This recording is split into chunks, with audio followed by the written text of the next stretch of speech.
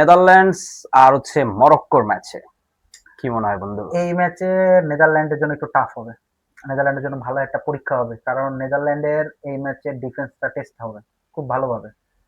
নেদারল্যান্ডের defence test হবে, plus হচ্ছে নেদারল্যান্ডের উইংটা এবার আগের মতো নাই, মানে আগের যে উইংটা আছে, ওরা কিন্তু আগে উইং বেস ফুটবল খেলতো 3-5-2, মানে 3-5-3 দিয়ে খেলতো, মানে দুই উইংয়ে ওরা হচ্ছে উইং বেস খেলতো। কিন্তু রোনাল্ড কোম্যান আসার পরে কিন্তু উইং বেস ফুটবলটা খেলতেছে না ওরা খুব একটা বেশি। আর আশরাফ হাকিমি কিন্তু কন্টিনিউয়াসলি উইংয়ে হ্যামার করবে, এটা নিয়ে কোনো ডাউট নেই। এবং মরক্কোর মিডফিল্ডটাও কিন্তু মারাত্মক, স্পেশালি যদি আমি মানে মরক্কোর মিডফিল্ডে দেখি যে মরক্কোর মিডফিল্ডটা খুব বেশি প্রেসিং করে বল নেয়, এক্স্যাক্টলি। যেটা ব্রাজিলের ম্যাচে পাকেতার কাছ থেকে মানে বল নিতে নিতে মানে পাগল করে ফেলছে পাকেতারে। ওরা প্রচুর মিডফিল্ডে প্রেসিং করে হচ্ছে বল দখল নেয়, প্লাস হচ্ছে ওরা প্রচুর ভালো কাউন্টার অ্যাটাকে উঠতে পারে, ট্রানজিশন স্পিডটা খুব ভালো মরক্কোর, এটা খুব মারাত্মক। তো নেদারল্যান্ড ওই জায়গা থেকে, যেহেতু নেদারল্যান্ড টোটাল ফুটবল খেলে, প্লাস হচ্ছে নেদারল্যান্ডের কাছে ভ্যান ডাইক আছে, ম্যান্থেস দ্বীপের মতন খেলোয়াড়রা প্লেয়াররাও আছে। আছে, ইভেন হচ্ছে ওদের যে ফ্রেঙ্কি ডিয়ং আছে ওদের মিডফিল্ডে, ওরা মোটামুটি ওদেরকে একটা ভালো সাপোর্ট দিবে।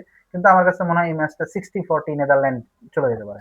আচ্ছা, ওই যে মরক্কোর যে স্ট্রাইকার মরিনা কি নাম যেন ওর? সাবিরা, সাইবারি। সাইবারি।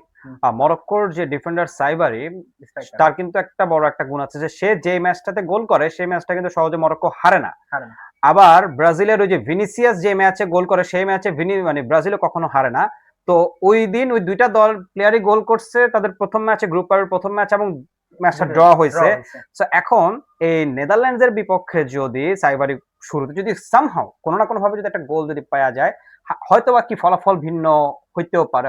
মানে হয়তোবা কি নেদারল্যান্ডসের মানে ম্যাচটা খুব টাইট হবে মনে খুব হচ্ছে, টাইট কারণ হবে এখানে আসলে এই টিমটা, এই দুইটা দলের খেলাকে আসলে মানে অন্য একটা হাই ভোল্টেজ বলা যেতে পারে, বলা কারণ যেতে পারে। দুইটা দলের কাউকেই আমরা ফালায় দেওয়ার মতো কোনো স্কোপ আমাদের সামনে নাই, কারণ না। দুইটা দলই চরম খুব ভালো পর্যায়ে আছে, এবং দুইটা দলই ফাইটার বলতে গেলে, এরা আসলে যোদ্ধা।